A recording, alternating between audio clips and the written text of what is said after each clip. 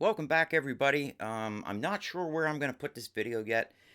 My guess is I'm thinking I'm going to put this on my life post-stroke channel, just because that's where I put all the videos at, where I actually did a lot of the work on the bridge on this guitar. Remember, I did a video about 2 years ago where the bridge lifted almost completely. Actually, no, it came completely off the guitar. And the only things that were holding the bridge onto the guitar were them two bolts that Gibson and Epiphone used back in the 60s. So in this video, I finished doing the work that I really wanted to do on my Epiphone, which is right here, is I got rid of the adjustable saddle. Not permanently. Not permanently. So when we come back, I am going to show you what I did and then give you some sound samples. So don't go away.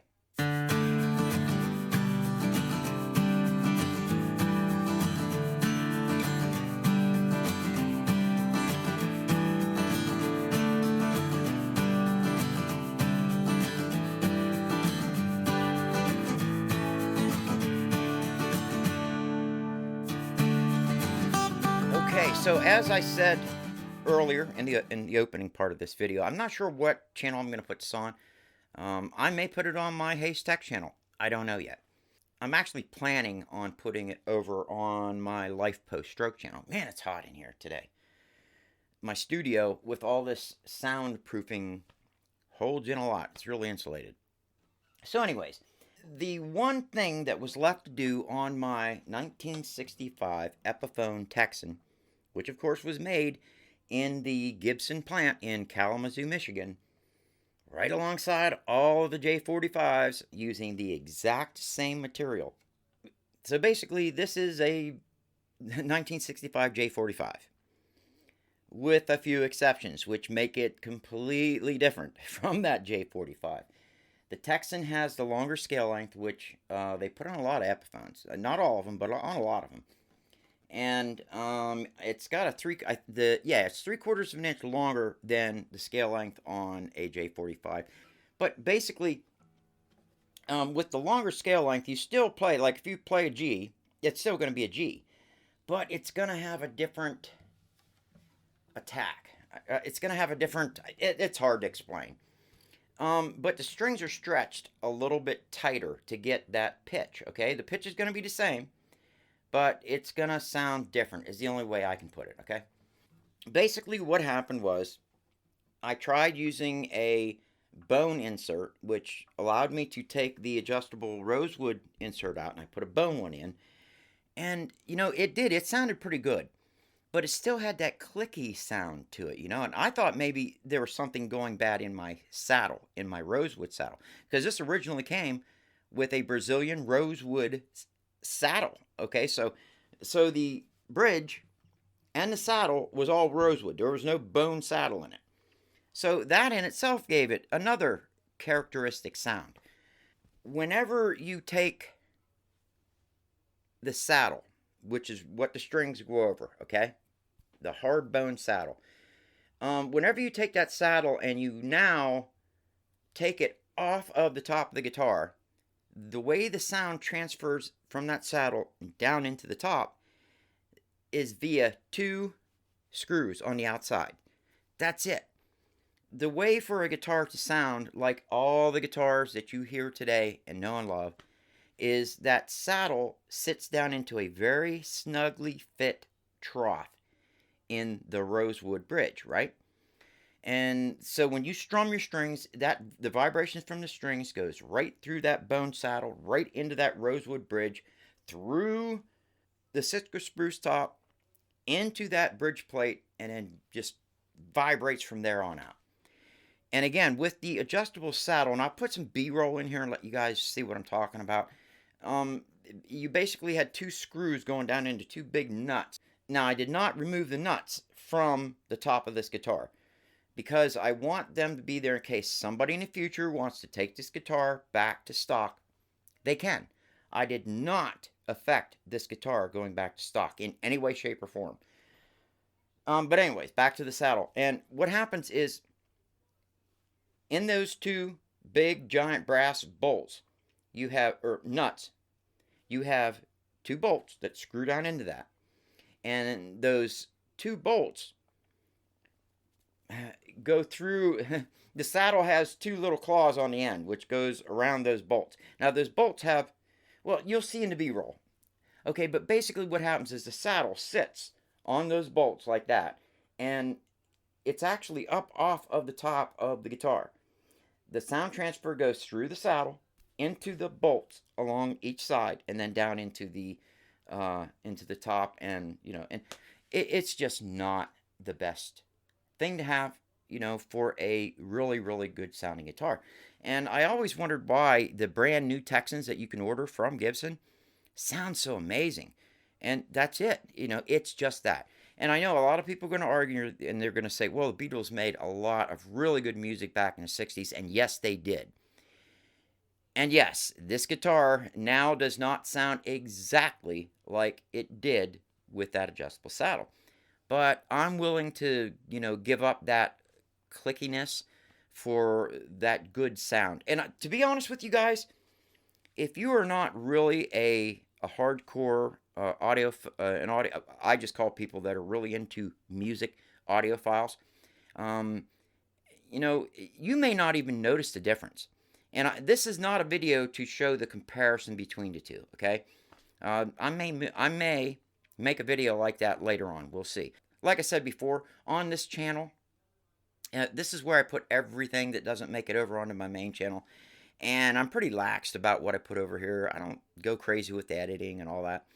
So I may actually do a video and pull in pieces from my other videos that I uploaded, because I have videos on the Rosewood adjustable saddle and the Bone adjustable saddle.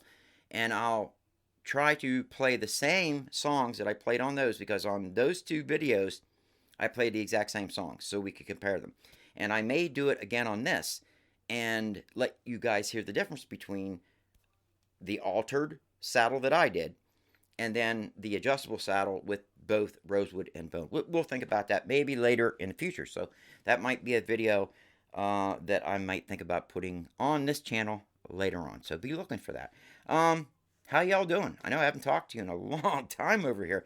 Yes, we've had a lot of things going on in the family. I've had some issues with my health.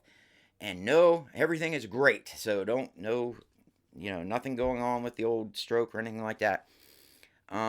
Everything's fine. You know how doctors are. They just get a little overly worried about you. And it turned out to be nothing. So that and Noah's graduation is what has been keeping me away from making videos. Now that everything's cooled down, I figured I got to get back into making videos again, and I wanted to really work on getting my Epiphone where I want it. Now, I will tell you guys right now that the string height on this is about as high as I would want it. Now, it could go a little higher. Some people actually like string height a little higher than this. I could actually take it down a little bit more. I got plenty of room to go down on the saddle. I want it right. I like it right where it's at. But to be honest with you, it may have one more adjustment in that saddle, and then I think this thing's going to need a neck reset. But as it stands right now, I got plenty of room in my truss rod for adjustment, and I have this set right where I like it. I like just a little bit of relief, about 0.05 between, or 0.6 between the string and the frets, and that's what I have right in the center. And so it's good. It's good to go. And I have a little bit of room to go yet on that saddle. But you guys can see the work we did. And again, it's not perfect, but there is no glue on that whatsoever. If I want to go back to stock and put all the hardware back into this, it's easy to do. Well, it's not easy. I would have, because that's a tightly fit piece of wood. I took a lot of time making sure that I fit that as close as I could and as snug as I could get it without putting too much pressure where it would crack the bridge, over time. But yet not loose enough to where it would just fall out. You know, when I pushed it in, you could hear you could hear like a tick tick tick, you know, as I was pushing it in. But you know, you could grab it with a pair of plastic pliers and pull it out. So it's perfect. But if I have to take this out for whatever reason, since I have it sanded down and scraped down right flush with the original bridge, I'm afraid I'm going to have to destroy it to get it out. I don't know. If I can get a little pick in there, I might be able to pull it out. Who knows? Anyways, guys, what we're going to do right now is I'm going to go ahead and jump to letting you guys hear what this thing sounds like. And then I'll go ahead and close this video out. So let's go ahead and let you guys hear what this thing sounds like now. Alright, sound sample with non-adjustable saddle. Solid saddle going into rosewood, and all that metal crap gone. Well, not permanently, but because I can always take this back to the way it was. Very easily, I might add.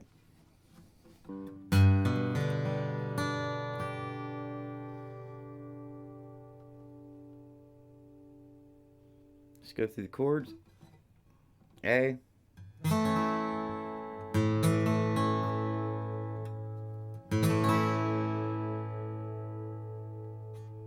B.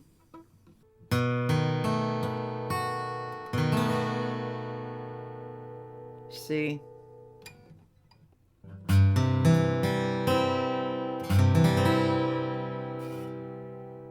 D.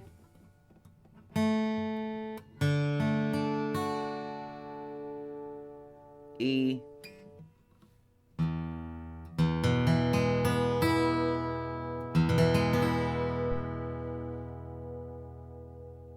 F.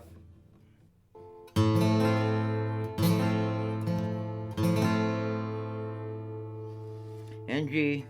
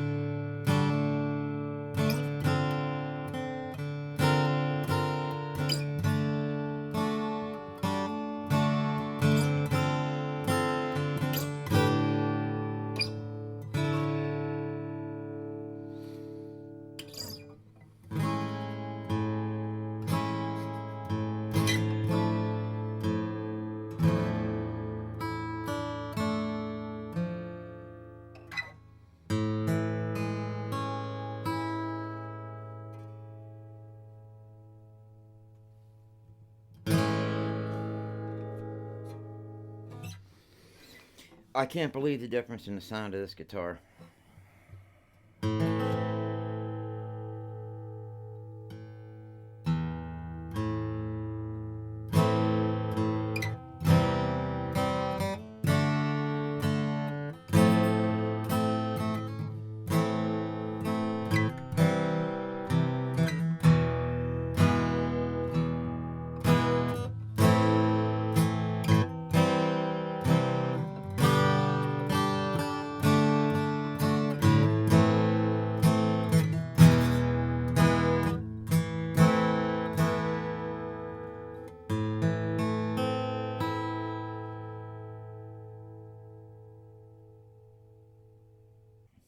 Take a look at that work. I mean, yeah, it's not perfect. You can see a little bit of cracks around the edges where I couldn't get it perfectly rounded to the way it was routed. But, and that's not glued in, people. I can pull that out, although it's pretty tight. I mean, not super tight, but I'd have to probably stick a something sharp into the insert that I put in. I'd have to stick it into the wood so I could pry up on it, but there you go. No longer is the saddle uncoupled from the bridge and the top of the guitar.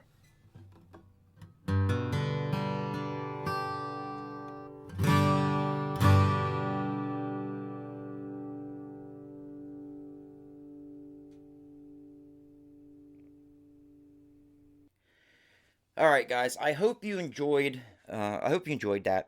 Now, I didn't get Noah to play it because Noah has been working a lot since he graduated, and he has actually not played a guitar in over a month and a half. So the calluses on his fingers are hardly there at all, and he really didn't want to play and get on camera if he wasn't going to be able to play to the level where he is, comfortable with being recorded, videoed. You know what I mean. But I think what I did with the guitar should give you a very good representation of how the guitar sounds. And hopefully I didn't play anything that I'm going to get a YouTube strike for. We'll see. But that's all I have, guys. A lot of work went into this guitar, and I mean a ton of work, and all of it was done by me. I could just imagine what it would have cost for me to send that out to a luthier and had it done professionally. I'll tell you one thing, it would have looked a little better, at least, on the outer corners, probably. But, I was a carpenter for all my life, so I figured if, I built cabinets before, and I was very meticulous with that. Why can't I do this? Well, you know why? I don't have the tools. That's why. So I went and bought a few cheap tools, not the ones I needed, but things that would suffice when used a little crazy like. So, alright guys, I've kept you way too long. I just want to thank each and every one of you for watching, and I will try to put more videos over here on this channel, so be looking for that. If you guys have any suggestions or any questions on strokes, if you want to know anything about strokes, or if you've had a stroke and you just want to talk about it, I'm here. I will comment and write back to you.